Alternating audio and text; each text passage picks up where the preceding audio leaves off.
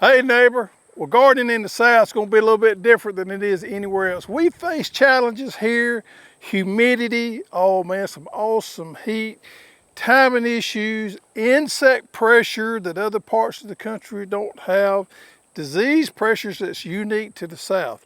Today I want to kind of give you an idea of who we are here at Hoss and how we can help you and how we enjoy helping thousands of people grow their own food in their backyard vegetable garden.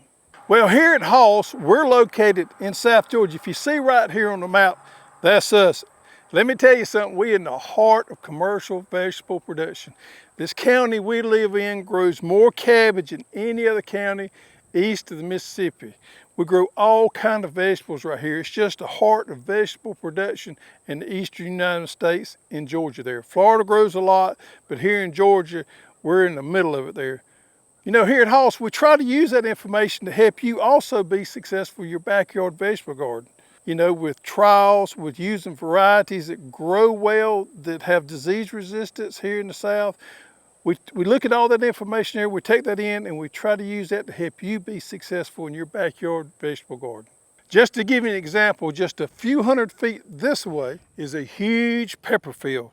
And while this plastic culture that you see right here is not a viable option for most home gardeners, you know, these peppers that were just planted here, we watch these varieties and how they grow out and how they perform here in the South, because peppers have a lot of disease problems, a lot of insect problems, especially grown in the fall. These are being grown here. So we look at these and we see what varieties perform well, trial out well, yield well, and we use that as information to be able to offer you varieties that you can grow in your backyard vegetable garden.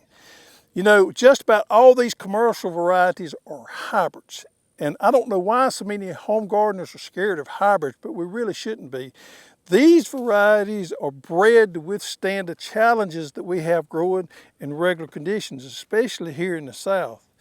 Heirloom peppers, there's just not a lot of them grown because they don't offer disease, insect resistance as some of these commercial varieties, and the yield on these commercial varieties are so much better.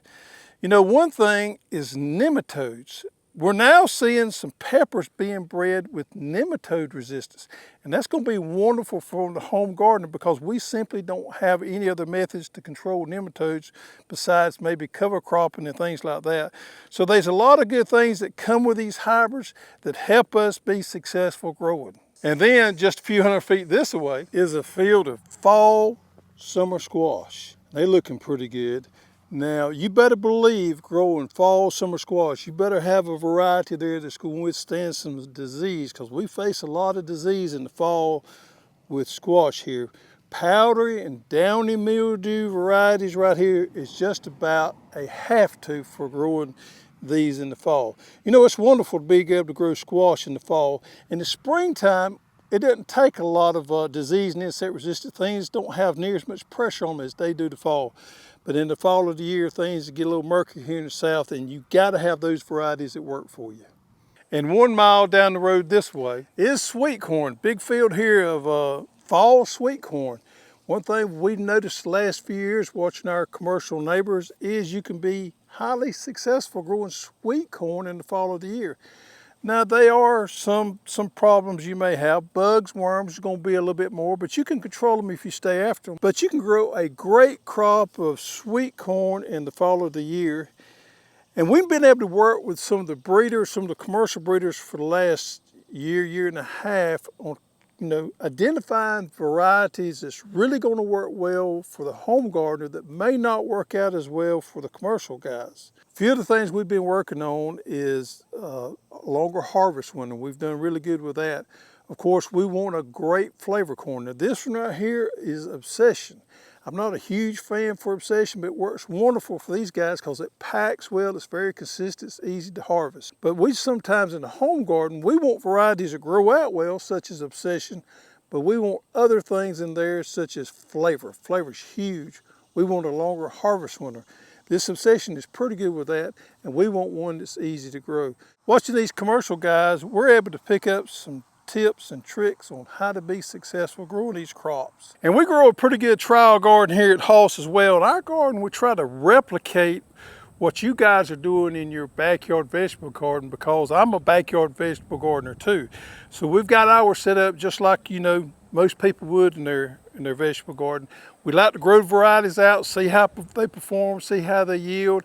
We also love to grow those new varieties and see if they're going to work for us in the backyard vegetable garden. Our facility here at Hoss is 34,000 square feet. This is at our home office area. We got another warehouse in Moultrie. Our main facility here is 34,000 square feet. We have warehouse space here that we store our hard goods in. We have a pretty fantastic seed facility that I'm proud of here. We have this seed packing room that we pull our seed orders out of.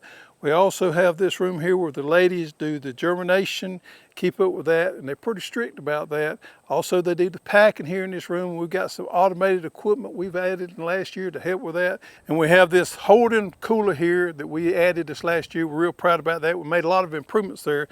So this room right here holds seeds from all over the world and just about every kind of seed you can imagine. We keep this room right here at a certain humidity. We like to keep it below 50% relative humidity, and we keep it about 40 degrees. And that is ideal seed storing conditions. And we do that to keep those seeds viable so that we have the best germination in the industry. Well, I've been as guilty as anybody about growing varieties or picking out varieties out of a seed catalog that's got a pretty picture. But I would challenge you to start looking at variety that grows well in your area. There's a lot of these varieties right here that have been proven to grow in certain regions of the country. Believe it or not, it's a whole different ball game growing in the south, northwest, northeast, you know, out west, everywhere. A lot of these varieties were bred for particular regions, and you need to take advantage of that to be successful in your garden.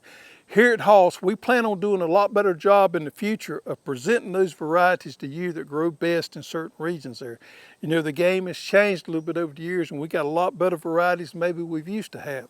So make sure that you do a good job picking out varieties that you're going to be successful with.